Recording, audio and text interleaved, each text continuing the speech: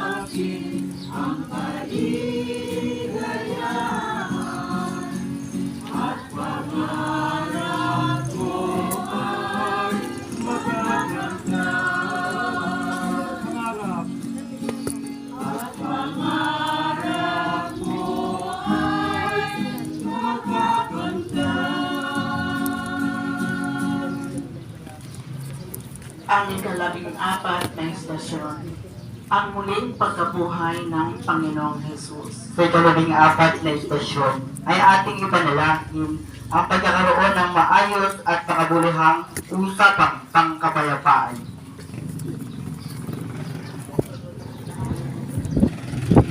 Sinasamba at pinupuri ka namin, O Kristo, Sapagkat sa pamamagitan ng mahal na puso'y sinakop mo ang sanlibutan. pagbasa sa salita ng Diyos ayon kay San Mateo. Ngunit sinabi nito sa mga babae, huwag kayong matakot. Alam kong hinahanap ninyo si Jesus na ipinako sa krus. Wala siya rito, sapagkat siya ay muling nabuhay tulad ng kanyang sinabi. Halika kayo, tingnan ninyo ang pinaglagyan sa kanya. Lumakad na kayo at ibalita sa mga alagad na siya'y muling nabuhay at mauuna sa Galilea. Makikita ninyo siya roon. Tandaan ninyo ang sinabi ko sa inyo.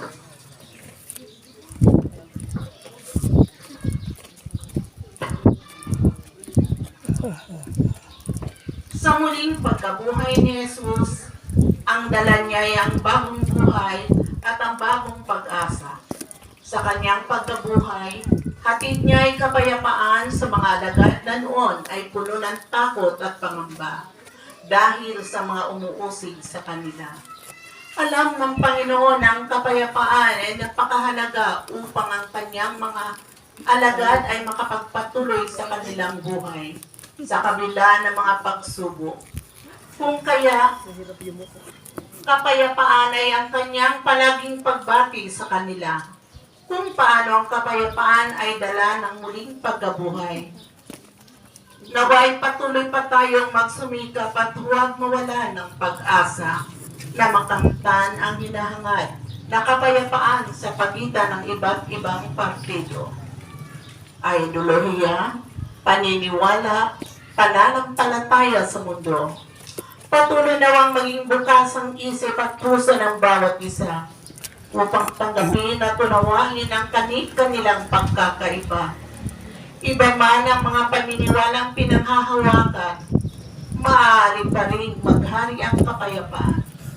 Magpatuloy nawang mga pag-uusap at dialogo upang mas magkaroon ng pagkakaunawaan, kaayusan at kapayapaan.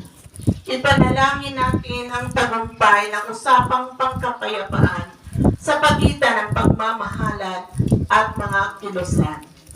Ang lahat ay naghahangad nawa ang pangmatagalang kapayapaan ng ating bansa at gayon din sa buong mundo.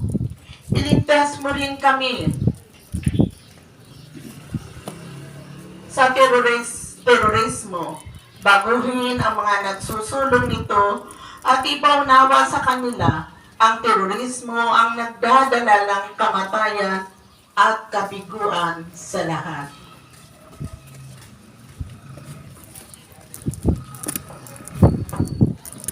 Manalangin tayo. Manalangin tayo, O Panginoon Jesus, pinupuri at dinarangal ka namin sa iyong muling pagkabuhay. Ito ay iyong tagumpay sa kasamaan at sa kamatayan. Kapayapaan ang dala ng iyong pagkabuhay. Isang kapayapaan na hindi dala ng dahas, ngunit naghatid ng pagmamahal, pagmamalasakit at pagpapatawad. Ipagkaloob po ninyo ang inyong kapayapaan sa aming bansa. Magkaroon nawa ng tunay na pagkakasundo at pag-uusap ng kapayapaan sa pagitan ng pamahalaan at ng CCP, NPA at ng MILF, MNLF. Naantok ako. Iligtas mo rin kami sa mga terorista. Baguhin mo ang kaisipan ng lahat tungo sa pakikipagkasundo at pagpapatawad. Luwalhati sa Ama, sa Anak, at sa Espiritu Santo. Kapalan mo sa una, ngayon at kapakailanman at magpaso ang hanggan. Amen. Ngayon po ay tutungo tayo sa ating simbahan. Tahimik po tayong papasok sa loob ng simbahan. Dalang pangwakas sa panalangin. Patawad, Patawad, Panginoon. Panginoon, patawad. Ang bubuhat po ng mahal na krus ay ang ministeryo ng lingkod altar patungo sa simbahan.